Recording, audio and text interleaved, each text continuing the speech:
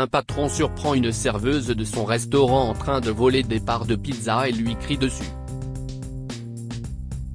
Il se sent choqué de la voir enfreindre les règles mais ignore qu'il regrettera bientôt de l'avoir licencié. À 43 ans, John possédait une pizzeria qu'il avait récemment rachetée à l'ancien propriétaire. Le restaurant était connu pour ses saveurs uniques et son hospitalité, et John pensait gagner des millions grâce à sa réputation immaculée. En plus d'acquérir la bonne réputation de la pizzeria, John a également obtenu du personnel formé et un espace de restauration bien meublé. Il n'a pas eu à créer son entreprise à partir de rien, mais il a payé un prix considérable en achetant un restaurant en activité. Parmi le personnel, il y avait Samantha, une jeune femme aimable de 24 ans qui travaillait comme serveuse.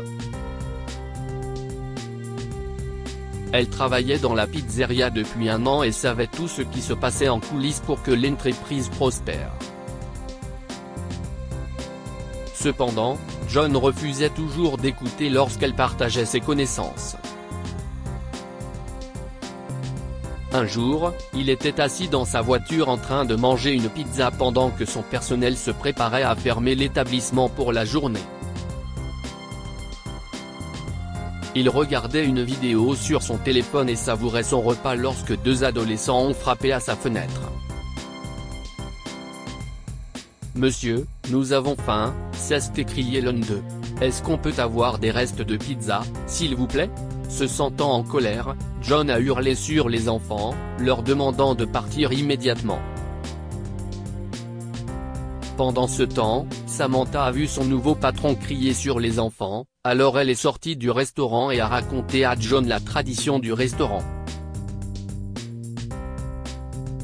Mon ex-patron nous disait toujours de donner de la nourriture aux nécessiteux parce qu'il pensait que de telles bonnes actions contribuaient à faire prospérer son entreprise, sourit-elle. Donner les restes aux pauvres était une tradition.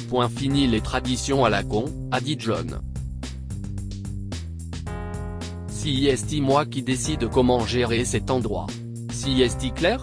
John est sorti de sa voiture tout en repoussant les 2 adolescents, jetant les restes dans la poubelle. Si est ici que les restes doivent aller, a-t-il dit sévèrement. Samantha secoua la tête en entrant dans le restaurant. Elle était déçue, mais ce n'était pas la première fois que son nouveau patron rejetait sa suggestion. Elle lui a parlé d'une autre tradition il y a quelques jours, mais John n'a pas aimé. Nous écrivons toujours une note d'inspiration pour nos clients et nous la leur remettons avec leur commande, lui a-t-elle dit. Nous essayons simplement d'égayer leur journée par ce simple geste. Nos clients adorent ça. Oh, s'il vous plaît. John roula des yeux. Je suis ici pour vendre de la nourriture, pas pour de l'inspiration. Je ne vais pas perpétuer des traditions aussi inutiles. John a établi quelques nouvelles règles après avoir acheté le restaurant. En plus d'interdire au personnel de donner les restes aux pauvres, il a également limité le nombre de tranches qu'ils pouvaient emporter chez eux. Personne ne peut emporter plus d'une tranche chez eux. Vous comprenez ? Leur a-t-il dit le premier jour. Bien que Samantha se sente triste que John mette fin à tant de pratiques merveilleuses, elle n'a pas laissé cela affecter son travail. Elle a continué à être la serveuse joyeuse et amicale, parlant toujours gentiment à ses collègues. Tout le monde au restaurant aimait Samantha à cause de sa personnalité pétillante. Elle n'arrêtait pas de dire à tout le monde qu'elle économisait de l'argent pour un voyage à l'autre bout du pays. La jeune fille rêvait de voyager un jour, sans savoir que sa vie allait bientôt changer pour toujours. Comme John était strict sur ses règles, il se rendait souvent dans la cuisine pour s'assurer que personne ne volait de pizza. Un jour, il est entré dans la cuisine et a été choqué de voir qu'une serveuse enfreignait les règles. Il a surpris Samantha en train de fourrer 4 parts de pizza dans son sac. Dans mon bureau. Tout de suite, lui a-t-il crié, et il est retourné à son bureau en trombe. Je sais que vous avez volé des restes, Samantha, a-t-il crié. Vous avez enfreint la règle la plus importante. Vous avez volé 4 parts de pizza en pensant que personne ne vous regardait.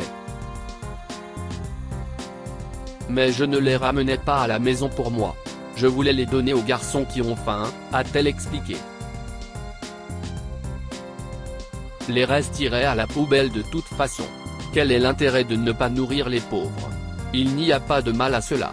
Ne m'apprenez pas ce que je dois faire, Samantha, grommela John. Je ne vous ai pas appelé dans mon bureau pour écouter vos conseils.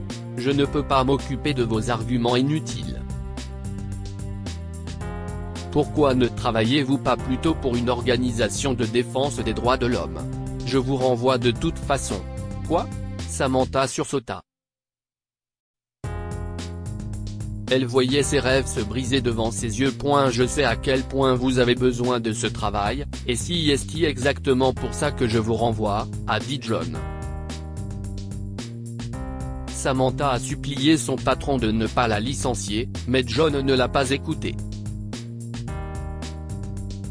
Bientôt, il a licencié les autres employés et a embauché de nouvelles personnes à la place, mais son geste a affecté la réputation de son restaurant.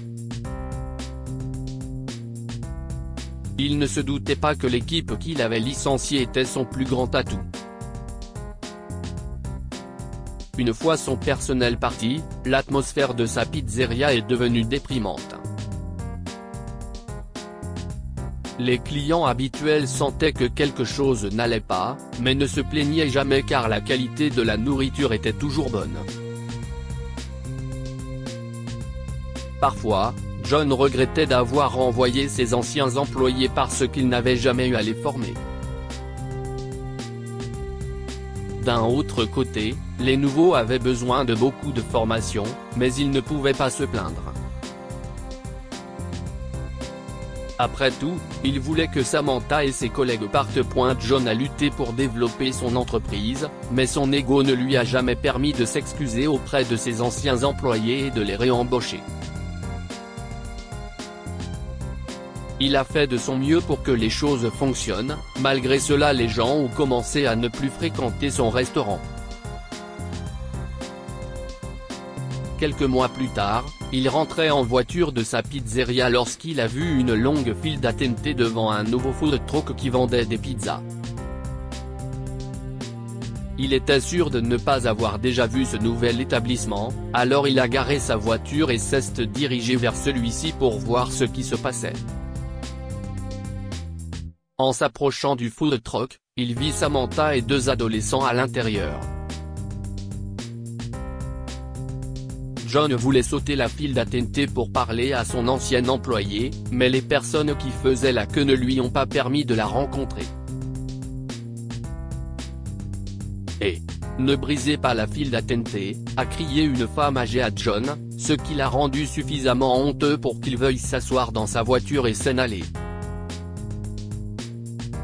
Le lendemain, John est retourné dans son restaurant. Il s'est assis à l'une des tables, attendant que le premier client entre, mais personne ne s'est présenté jusqu'à plus tard dans la soirée.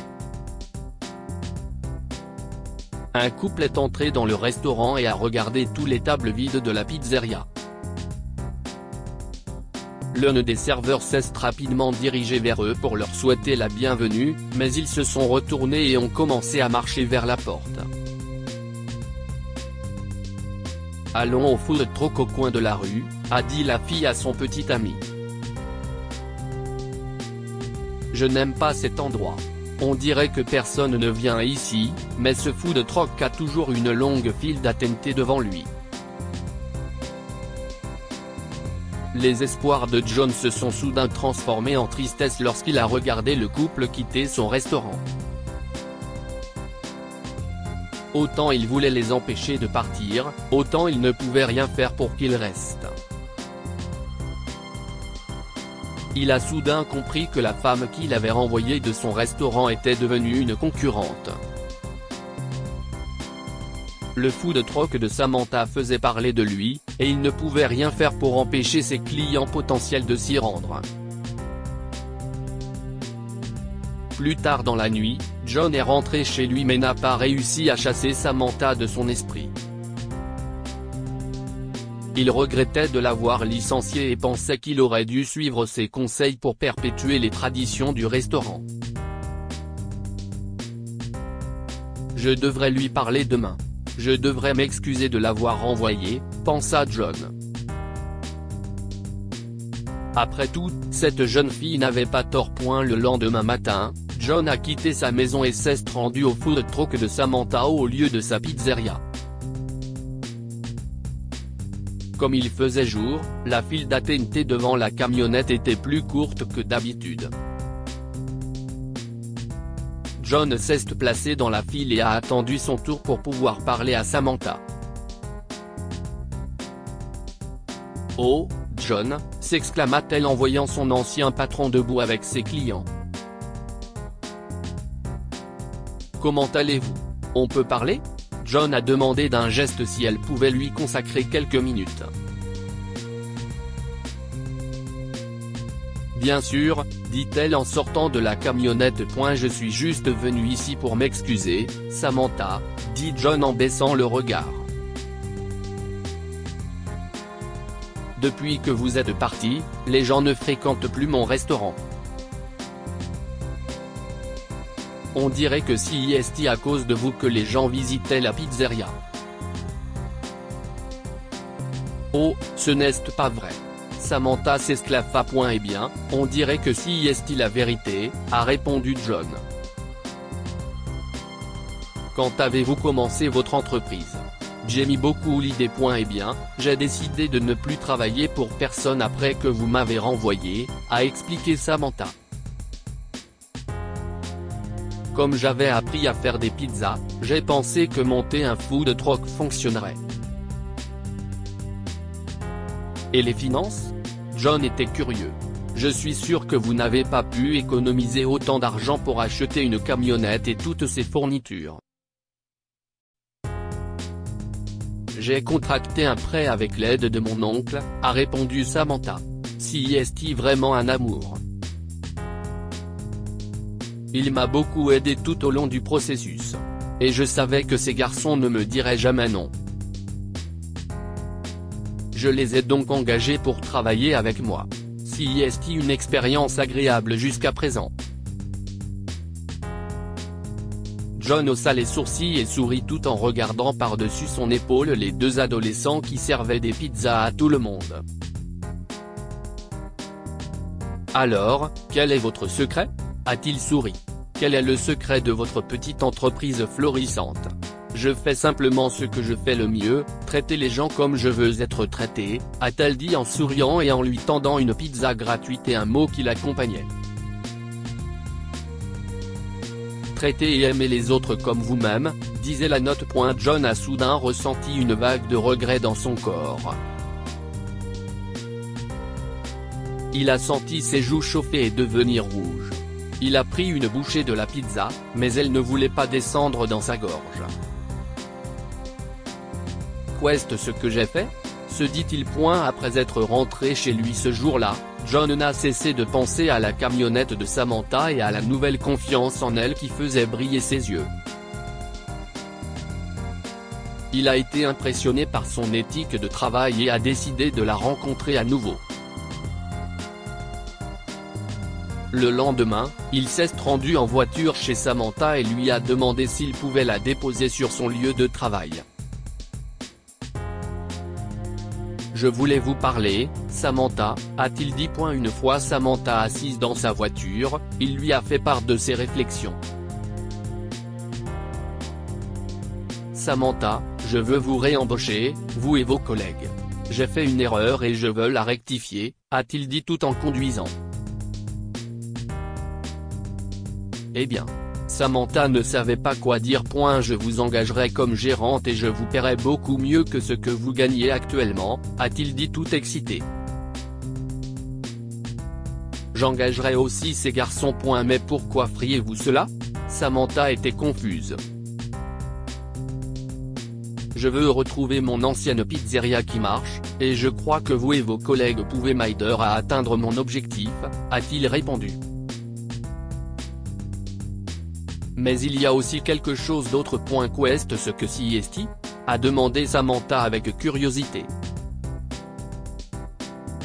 Nous pouvons utiliser votre camionnette pour voyager à travers le pays et vendre des pizzas, a-t-il répondu. Je sais que vous avez toujours voulu voyager, et je pense que ce serait le moyen idéal de réaliser votre rêve. Je suis sûr que vous allez adorer ça. Eh bien, je vais y réfléchir, a répondu Samantha. Je reviendrai vers vous, John. Merci de m'avoir accompagné. John a vu Samantha quitter sa voiture et se diriger vers sa camionnette. Il s'est senti soulagé après lui avoir fait part de son idée et était persuadé qu'elle répondrait positivement. La semaine suivante, John a contacté ses anciens employés et leur a demandé de rejoindre à nouveau son restaurant après que Samantha a accepté son rôle de gérante. John était ravi de voir tout le monde revenir et a décidé de poursuivre les traditions qu'il avait refusées plus tôt.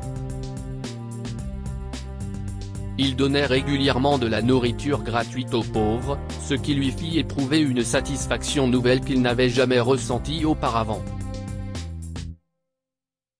Cela lui permit de comprendre pourquoi Samantha était si gentille avec les deux garçons.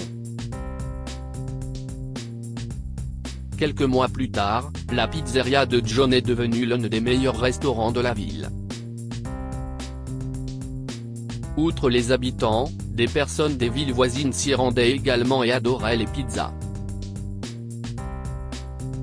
Après avoir vu son entreprise se développer, John a regardé sa vie rétrospectivement et s'est rendu compte que son arrogance l'aurait finalement conduit à la solitude. Il s'est senti reconnaissant que le destin lui ait donné une autre chance et qu'il ait choisi d'être généreux au lieu d'être grossier. Il pensait que sa générosité lui permettrait de mener une vie heureuse. Que pouvons-nous apprendre de cette histoire ? Traitez les autres comme vous voulez être traités. Samantha a toujours été gentille avec les deux garçons pauvres parce qu'elle avait de l'empathie pour eux.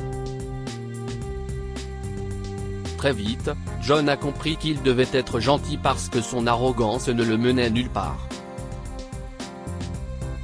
Si est bien d'écouter ses juniors. Comme John était arrogant, il n'a jamais voulu écouter les conseils de Samantha. Il pensait qu'elle n'était pas intelligente parce qu'elle travaillait sous ses ordres, mais il s'est vite rendu compte qu'elle était un atout pour son restaurant. Partagez cette histoire avec vos amis et votre famille. Elle pourrait les inspirer et égayer leur journée.